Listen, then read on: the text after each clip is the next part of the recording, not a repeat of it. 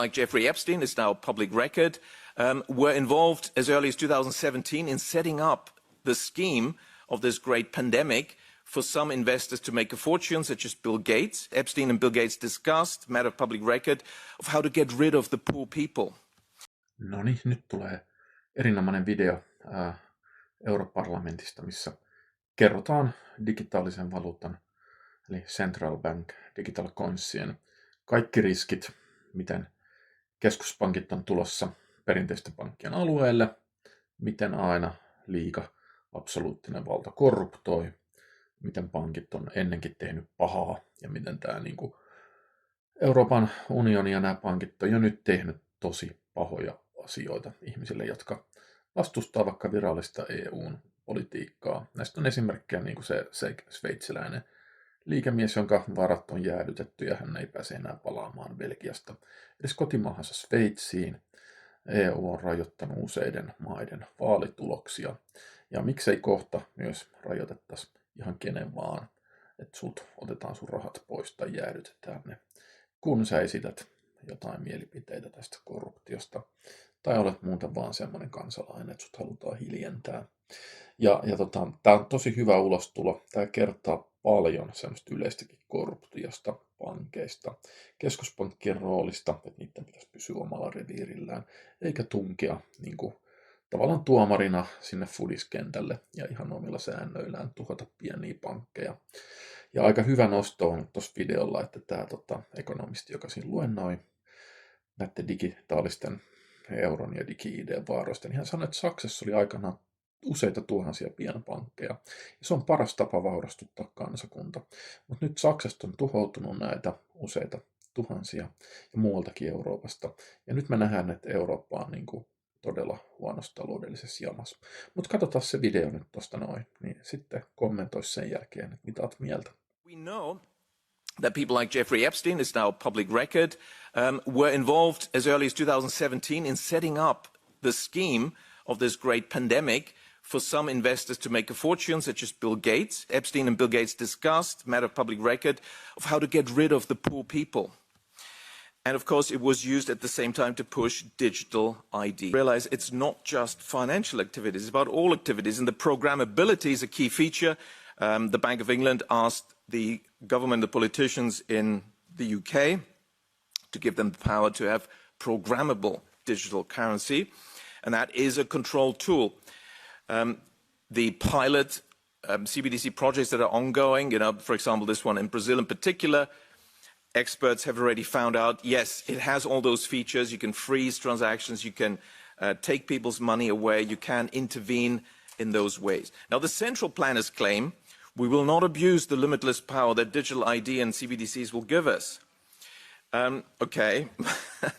Well, should we trust them? Well, I can be brief here. I think all of you know examples of how this sort of power has already been abused. Just thinking of Justin Trudeau's ending the peaceful demonstrations by truckers in Ottawa. Their bank accounts were frozen. Their ability to buy food is how they got them. Too few used cash and digital currency. Well, they didn't have CBDCs, so they had to pass laws to do it, and that will be very easy once you have CBDCs. The police froze 206 financial products, including bank and corporate accounts, disclosed 56 entities associated with vehicles, facial recognition, even 253 Bitcoin addresses were identified, and PayPal was also shut down. So that's how they can do it. Now, interestingly, no such financial controls had been used previously to stop criminals. But, of course, peaceful demonstrating citizens, that's when it seems the central planners get pretty creative about how to stop people. And, of course, we all know what happened in 2020. Digital ID suddenly were a topic. Vaccination passports as a backdoor to introduce digital ID. And then, of course, programmability. You can close access if you don't do X, Y, Z. And it can be anything the government central planners decide. And now we have the EU commissars already abusing their dictatorial powers that they've had for a while, but now they're showing these powers by declaring polite, very polite, considered critics like Jacques Beau, a Swiss former sort of army officer, in his, just giving his opinions. He's an outlaw now. He's been sanctioned He can't buy food. He can't leave the country, Belgium, in order to travel back to Switzerland. It is quite extraordinary. Now, on the monetary front, the CBDC is the biggest upheaval in our monetary system in more than 300 years. But the digital aspect is not new. What is happening, therefore, is the centralization, but it's a particular type of centralization. The central banks are ripping up the old agreement between the banks and the central banks, which was that the central banks deal with banks and the banks deal with us. And overall, the banks haven't really abused that. You know, they've never sold our data ever, our transactions data. They haven't. That's really why they've become the enemy, because that's supposed to be a currency that they want to sell and trade, and banks have refused to do that. So the central banks are now stepping into the arena and want to compete against their regulated, the banks. This is like playing football. The umpire saying, well, it's a bit boring. I'm going to join. I'm going to score some goals, but I'll still reserve the right to blow the whistle, give the red card, give the yellow card. Who's going to win that game? So the bank regulators will compete against the banks, because CBDC is just a current account at the central bank. That's what's happening. Of course, this conflict of interest explains what the central banks have been doing. They've been taking anti-bank policies for many decades. Already in 2002, I warned about how the central banks were creating these asset bubbles, banking crises, recessions. And of course, that has continued ever since. Unabated, we've got regulatory moral hazard. The more crises they create, the more powers we give them. Each time they demand, oh, it's because we didn't have enough powers, which is not actually true and should have been stopped earlier. So can we trust the central banks to give them yet more power? I think the answer should be a resounding no. The high inflation that started in 21 was created by the central banks. No matter what they tell you about wars, the economics is very clear. I could forecast it quite successfully from May 2020 onwards that 18 months later we'll get significant inflation, because the money creation was just massive, off the charts. Then the central banks imposed a fake pandemic. You know that story. And we know that people like Jeffrey Epstein, is now a public record, were involved as early as 2017 in setting up the scheme of this great pandemic for some investors to make a fortune, such as Bill Gates. And then we can also make money injecting people with stuff and solve the problem, as Epstein and Bill Gates discussed, matter of public record, of how to get rid of the poor people. And of course, it was used at the same time to push digital ID. Now, this is, you know, what they're giving us is not the only option. We can have prosperity. Their goal is zero growth, negative growth. Germany now, third year of recession, first time since 1933. But actually, we could have high growth everywhere in the world and prosperity for all. How do you do that?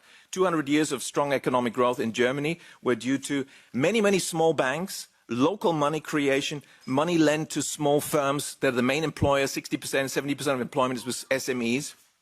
That's how you spread the prosperity.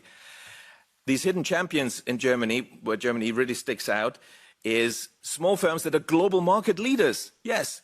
Now, how's that possible? Because Germany has the largest number of banks in Europe. Well, we should use past tense, had the largest number of banks.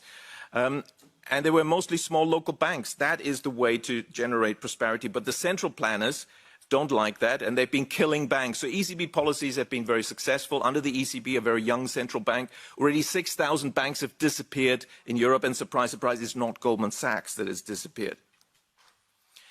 So last chance saloon, and I'm wrapping up here.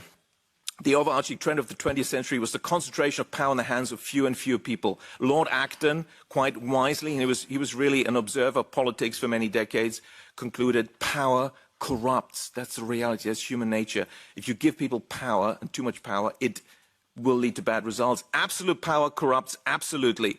So we have to stop the further spread of digital ID and the introduction of CBDCs. Already Europe is being deindustrialized, economically destroyed. We can't give these central planners that have delivered this yet more powers. Instead, we need to decentralize, break up the concentrated power, oppose digital ID. We are sovereign individuals. We don't need to prove our identity. If somebody wants to check identity, well, that's their problem. We need to oppose digital asset registers and tokenization of our assets and of nature.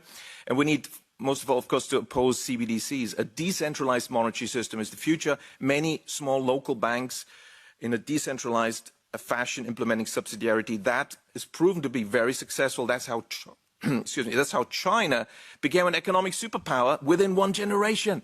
They moved from one bank in the Soviet system, central planners loved it, to 5,000 banks with 30 loan officers in 35 branches. That's more than 5 million people checking millions and millions of small firm loan applications for productive business investment. It's easier to find people to govern themselves than people fit to govern others, because those who are currently governing us, they're not fit to do so. Thank you very much.